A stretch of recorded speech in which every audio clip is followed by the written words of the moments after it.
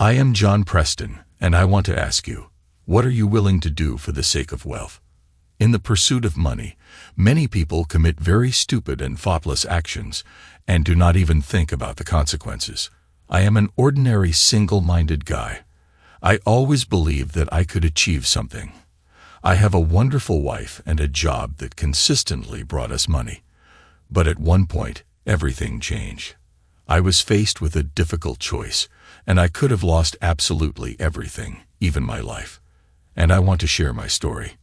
I have always believed that the toughest trials only serve to strengthen the spirit. This story began a long time ago, when I was still a student at a construction college, dreaming of building a career that could secure the future of my family. My wife, Linda, with whom we were in our first year of marriage, had just become pregnant with our first child. We were young, full of hope, and terribly afraid of the upcoming changes in our life. The economic crisis that hit us then seemed like an insurmountable challenge. My parents did everything possible to help, but their means were limited. Linda worked as a cashier in a store, and her salary was tiny, but she never complained. Her smile and support were my refuge during those days, even though I understood that optimism alone could not overcome all these difficulties. Every day I would go to classes and then to a part-time job, trying to earn a bit of money. In the evenings I would come home, and Linda and I would share our experiences and plans for the future. Despite the fatigue, we always found time to sit together, embrace, and dream about what our life would look like after I finished my education. When Robert was born, our life changed radically. Every moment became filled with new cares and joys. Linda took a short maternity leave, then returned to work, while I continued to study and work at the same time, believing strongly that education would greatly help me in the future. We were a team, ready to overcome any difficulties for the sake of our child. Several years later, Ruth was born, our second bundle of joy. By then, we were much stronger and wiser. I had finally graduated from college and found a job at a young construction firm. Starting my career was challenging, but I was determined to prove my competence. Linda was also making strides. She became a financial consultant and found a new job she enjoyed. Despite not having a financial education, she took some courses, learned to understand numbers, and now plans budgets for her clients, teaches them about investments, and all that. Incidentally, she also manages our family budget. Besides all this, she had a hobby. She took up sports. Every evening, she would run for 30 minutes along the street. Every morning, she would do a 15-minute workout, and she visited the gym several times a week. After the birth of our children, she had gained quite a bit of weight, which bothered her. Though I always tried to convince her she was just being hard on herself, her initiative to start working out and the results that followed made me happy because she became incredibly attractive. Her perseverance and desire to stay in shape inspired me. We have been through a lot together, and each challenge only made our relationship stronger. Every time I came home, I knew this was my place of strength with a loving wife and children. What more could one need for happiness? After graduating from college, I immediately started job hunting, which was quite difficult as large firms were reluctant to hire a young specialist. However, I was lucky to find a startup company, realizing it was a great opportunity. If the company could stand on its feet in the future, my family and I would have stability. Therefore, I understood that I wanted to be at the very source of its development. My job at the construction firm began very promisingly. I quickly integrated into the team, found common ground with my colleagues, and even managed to stand out thanks to my perseverance and hard work. Mr. Rosario, my boss, promoted me several times, and over 5 years of work, we were able to reach a respectable level. At that time, things started looking up for Linda and me. Linda was raising the kids, while I was earning money and feeling like I was in the right place. Mr. Rosario was a teacher and mentor to me. He was a mature 60-year-old man, very wise and amusing. Everything was going well until one day, changes occurred that completely overturned the usual order of our company. That day, I arrived at work as usual in the morning, but the atmosphere in the office was tense. The whispers of colleagues reached my ears even before I had taken off my coat. "New boss," were the words I heard from every corner. Our previous leader, who was respected by everyone for his honesty and openness, was replaced by his son, Brian Rosario. The first thing that struck me about Brian was his self-confidence and a certain arrogance. He was young, energetic, and, it seemed to me, overly self-assured. On his first day in the new position, he gathered all the employees and announced the upcoming changes. Optimization and efficiency were his slogans, but behind these words was something more significant: mass layoffs. The following few weeks proved to be a real test for all of us. My colleagues, with whom I had made friends, were being fired one after another. The atmosphere in the office became increasingly tense. I came to work daily, not knowing if that day would be my last. However, despite all my fears, Brian kept me in the company. He even invited me to his office and told me that he was impressed with my work results. This conversation slightly lifted my spirits, but I still felt some mistrust towards the new boss. His management methods and approach to business seemed too harsh and ruthless to me. I understood that for him it was just business, but for me and many of my colleagues, it was a second family that we had been building for years. Days went by, and I tried to adapt to the new realities. Linda supported me, as always, saying that it was just another challenge we would overcome together. I tried to look to the future with optimism, but at least I was relieved that I hadn't been fired and remained in my stable and profitable position, which meant I couldn't let my family down. After the company underwent mass layoffs, there was a period of relative calm. Brian Rosario, our new boss, decided to organize a corporate event to, as he said, unite the team and boost morale. I was skeptical about it, but I must admit, I was curious to see what would come of it, considering it was a new experience. And as far as I was aware, the event would not only include people from our company, but also from several others, presenting a great opportunity for networking. When the invitation arrived, I immediately decided to bring Linda along. She had always been my rock, and I wanted her by my side that evening. Moreover, after all the recent events, it wouldn't hurt for both of us to have a distraction. "Will you come to the event with me?" I asked. "Of course, I haven't dressed up for so long," Linda said, and began choosing an outfit. We rarely went out, so we even went shopping the day before the event to buy her a new dress. Linda wanted a black, short, form-fitting dress with a revealing neckline, which looked quite provocative. But I approved of Linda's choice. I wanted everyone to be envious of how beautiful my wife is. The event took place in one of the city's finest restaurants. The place was elegantly decorated, and everything seemed surprisingly refined and expensive. I noticed Linda admiring the hall with delight. Seeing her smile and the sparkle in her eyes was a great joy for me. We felt like we were at some important event. The evening started quite relaxed. We talked with colleagues who I was lucky enough to continue working with and their companions.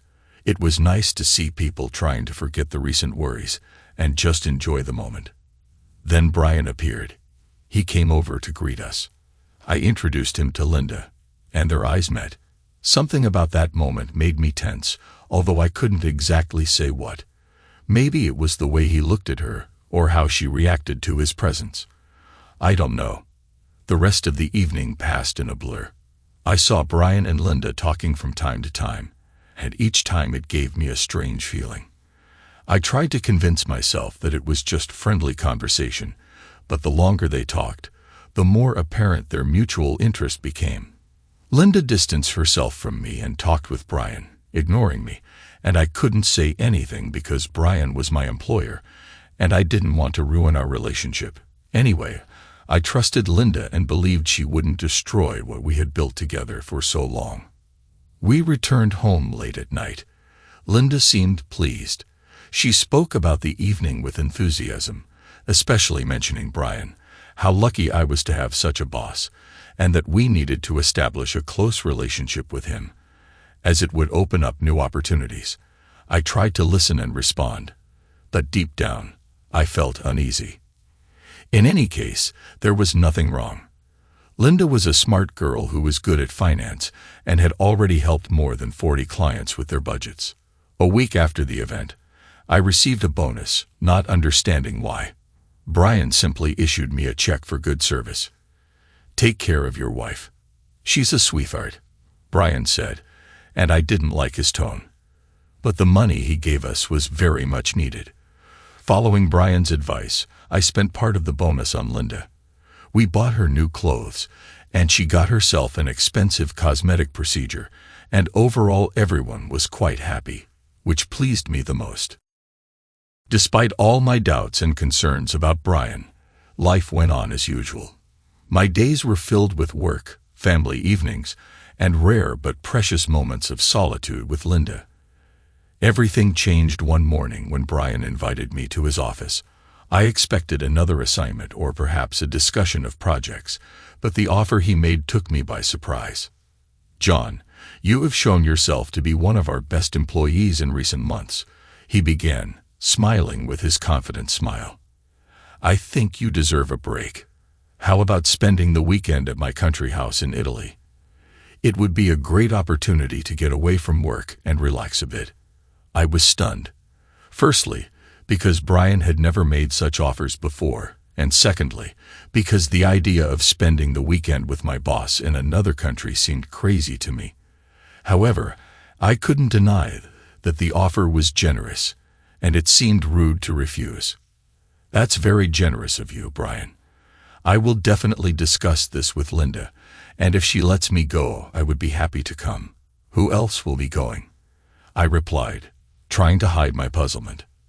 "Great, you'll be the only one from our company because you truly are the best employee. And John, I'm inviting not just you, but also Linda. I think she will like it too." His words sounded innocent, but something in his tone made me wary. However, I decided not to jump to conclusions. "I don't understand. Who else will be there besides me, my wife, and you?" I asked.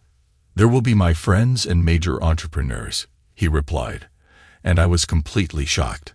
I realized the opportunity to interact with real businessmen in Italy was incredible for me. So I thanked Brian for the offer and went back to work. That same evening, I told Linda about Brian's offer. She was surprised, but the idea of a weekend away from the hustle and bustle of the city seemed attractive to her. "It could be interesting," she said with a smile. "Why not? We both need a break, and it might be a good opportunity to get out of the daily routine." "Where will we leave the kids?" I asked Linda, as if she had completely forgotten we have children. "Mom, how about your parents?" she asked, and the next day, I contacted my parents who agreed to look after the children. That's what we decided. I informed Brian that we agreed, and he seemed genuinely happy about it. We had 3 weeks for all the preparations to get the documents ready. And by the way, we didn't spend a single dollar as Brian paid for the taxi to the airport and the plane tickets. It turns out Brian had organized a private jet, which arrived at our airport, and from there we set off to Italy. For Linda and me, it was our first flight ever, and on a private jet at that, it was something incredible. On the plane, besides Linda and me, there were 8 other people, including Brian and his girlfriend Donna, as well as the entrepreneur Edward O'Connell, who owned his own candle manufacturing plant in China, and his companion. Mark Moyer had his own consulting agency, among others. It felt pretty strange to be in such a setting, being just a regular employee at a company and sitting on a private jet with major businessmen. It was very awkward, but to my surprise, the atmosphere quickly normalized when the flight attendant brought whiskey and everyone started drinking. Alcohol quickly brought everyone closer. We didn't notice how we landed at Albenga Airport. We got off the plane and were met by 2 SUVs, on which we drove for about 3 hours until we arrived at a real villa. Arriving at Brian's country house was a real revelation. Located on the riverbank amidst lush forests, the house looked like something out of a painting, spacious, secluded, with a perfect combination of luxury and homely comfort. We started preparing. The men cooked meat, the ladies made snacks, and Linda and I went to explore the house. We entered our room on the third floor and were simply amazed at how spacious it was. "This room, it's like our entire floor at home," Linda joked. "Exactly," I replied. Linda began to change. She put on her new dress, which was short, and she looked simply stunning. We kissed and went to join the others. There, music was playing loudly, and glasses of expensive whiskey were being poured. It was a real millionaire's party. Gathering around a large table, Linda purposefully sat next to Brian, and I felt somewhat left out. Donna, who was introduced as Brian's girlfriend, also sat beside him, but on the other side. I was sitting opposite them, next to other men and their girlfriends. Throughout the evening, everyone was chatting and joking. I also tried to join the conversation, but it seemed as if no one was listening to me. However, as the evening turned into night, the atmosphere became more relaxed, and I noticed that the interaction between Linda and Brian became more open and flirtatious. Something about their interaction triggered an unpleasant feeling of anxiety in me, but I tried to dismiss these thoughts, reminding myself that we were here to relax and enjoy the company. I accidentally dropped a spoon and leaned over to pick it up. It had inconveniently fallen under the table, and to my dismay, I saw Brian's hand touching Linda's leg, reaching up almost under her skirt. Linda's right hand was also touching Brian, only she was touching another part of him. One might say his third leg. I got up and pretended I hadn't noticed anything, but it seemed as if Brian and Linda didn't care if I had seen them or not. What was most surprising was that Donna didn't say anything, though she must have seen everything clearly from her angle, whereas from mine it was not visible. However, I didn't say anything or express any outrage. I simply continued to eat. Later, as the guests started to retire to their rooms, Linda and I went up to ours, located on the second floor, with a view of the river. Falling asleep, I tried not to think about the day that awaited us tomorrow, and how the relationship between Linda and Brian would develop in such a setting. I could expect anything but this. Before going to sleep, Linda told me how much she liked it here and how much she had missed this. I silently supported her. At dawn, I decided to take a walk to gather my thoughts, waking up earlier than everyone else. The cool morning air and the silence of the forest helped me calm down a bit, but when I returned, I found Linda and Brian having breakfast together on the terrace, deep in conversation. Something about their interaction triggered a sudden surge of jealousy and anger in me. They noticed me and greeted me, but I couldn't respond in my usual manner. I needed time to gather my thoughts. "By the way, buddy, we're all heading to the pool now. Come join us," Brian said, as if nothing had happened. I went to change, but first, I took a contrast shower to try to come to my senses. When I came out to the pool, everyone was gathered and relaxing. I saw my wife, Linda, in a black bikini having fun sitting on Brian's shoulders, and they seemed not to pay any attention to me. I sat on a lounge chair and just observed everything. I saw a few guys sniffing something on a table near the pool while the girls next to them laughed. It felt like I had entered a circus. I saw Brian and Linda splashing in the pool, and at one point, they kissed, clearly seen by Donna, who was supposed to be Brian's girlfriend, but she seemed not to care at all. I don't know why, but I was afraid to do anything. I realized I was in a foreign country, with unfamiliar people, and anything could happen, especially since it would be easy for me to be killed without anyone ever finding me. So I sat there, not knowing what to do. The day passed in a strange haze. I tried to participate in the group activities, but my thoughts were elsewhere. I watched Linda and Brian, noticing every glance, every smile, every kiss, every touch, and they acted as if it was the norm. It felt like I was simply selling my wife.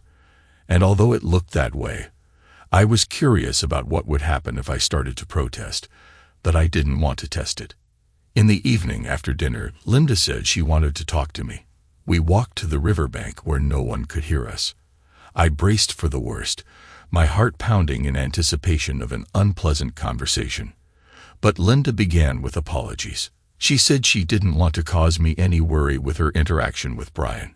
She explained it was just innocent communication and actions, and she didn't realize how it could affect me. You do understand we're just relaxing. I still love you. Just don't be sad, she said. And I almost believed her. But then I realized it was complete nonsense. Yet I nodded in understanding, showing I wasn't jealous. She kissed me, and we went back inside. Everyone was already tipsy, and not just from alcohol, and Linda was participating in all of it. When we returned, she immediately jumped into Brian's arms, and they passionately kissed while I silently sat on the couch. It felt like a dream. I don't know why I sat there doing nothing. Later, everyone dispersed to their rooms, and Linda and I were getting ready for bed when she said, "I have some things to do. I'll be back in a couple of hours, so go to sleep without me." She said it so casually. By the time I realized what she meant, she had already left the room, and I was left completely alone. I lay there for about 15 minutes and decided to leave the room and walk down the corridor to Brian's room. From his room, I heard Linda's loud moans, realizing I couldn't bear it any longer. I returned to my room and took all of Linda's documents from her bag and put them into mine. I lay in bed and waited. 2 hours later, Linda returned to the room and collapsed into bed. I even managed to watch a movie in that time. A few minutes later, I got out of bed and gathered my belongings. I went into Brian's room and saw him sleeping alone in his bed. I started rummaging through his belongings and found his passport, bank cards, and phone, and put them all in my bags. I did the same with Donna, who posed as Brian's girlfriend. I went through all the rooms, taking everyone's documents, cards, and phones, and put everything in a bag. Since everyone had been drinking all day and more, they all slept like babies, so I definitely didn't disturb anyone. I descended to the living room and saw Donna sleeping on the sofa, which amused me. I carefully exited through the yard and headed to the SUVs we had arrived in. I slashed all 4 tires of one SUV with a knife, removed its battery, and also damaged it to make sure it was out of commission. I started another SUV and carefully drove away from the villa. I was scared. My hands were shaking, but I understood that I shouldn't have to endure all this. The villa was located in an area with no cell reception, so I had to drive for an hour on winding roads until I finally got a signal. Online, I found the nearest airport and booked a flight to the USA. Along the way, I stopped and threw a bag with all personal items I had stolen from the sleeping businessman and my wife into the nearest body of water, except for Brian's phone, which I kept but removed the SIM card. Once on the plane, I relaxed, having at least a few days to pull off the impossible and escape. I understood that I could be killed, but I didn't care anymore. I wanted justice to prevail. Upon arriving home, I spent a morning without sleep, running through various plans for revenge in my head. I knew what I wanted. For him, my boss, to feel the same pain and humiliation I had experienced. But I also understood that my revenge had to be cold and calculated. I didn't want to act on emotion and do something I'd later regret. By dawn, I had a plan. My revenge would be aimed at destroying Brian's company, his source of pride and income. I knew it wouldn't be easy, as years of working at his company had shown me how well protected his information system was. But I also knew its weaknesses. After all, I was one of those who had worked on some of those systems, and was there at the very beginning. My plan was to use my knowledge and the access I still had to introduce a virus into the system that would slowly begin to destroy the data necessary for the company's operation. I knew this would lead to financial losses and possibly the closure of the company if Brian couldn't solve the problem in time. I also wanted to create a data leak to cause significant issues for Brian with his partners and those using the company's services. That day, I arrived at the office, chatted with a couple of my friends, and shared my story with them. These were Ronald and Kevin, who took the initiative and agreed to destroy the company. In return, I promised them a substantial payment, although I hadn't figured out how to pay them, so they wouldn't have to work anymore. The first task was to unlock Brian's phone, which turned out to be easy. By evening, Ronald and Kevin had managed to bypass the biometrics and crack the passwords. I gained access to almost all of Brian's information and his life. Moreover, I accessed his bank accounts, which, to my surprise, were not locked. There was a total of about $1.5 million in his accounts. I split this sum into 40 small parts and bought cryptocurrency to make it impossible to trace where the money went in the future. In addition to this, I managed to crack the safe in Brian's office, which contained all the valuable papers and contracts. I learned the safe's password from notes on Brian's phone. However, gaining access to Brian's personal computer was problematic, so I waited for Ronald and Kevin to finish developing a virus. In the morning, I met with my small team of like-minded individuals. We gathered in a secluded place to discuss our plan and distribute roles again. Each of us knew what we had to do. Despite the excitement I felt, I saw determination in my comrades' eyes, which gave me strength. The first step was to penetrate the company's information system through vulnerabilities we had previously identified. One of my colleagues, Yu, with deep knowledge in cybersecurity, took on this task.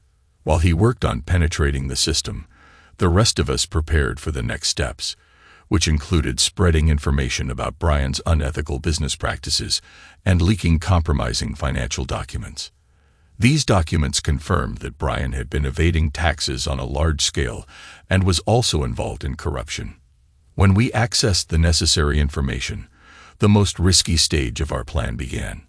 We used various platforms and contacts in the media to ensure the maximum dissemination of the data we had collected.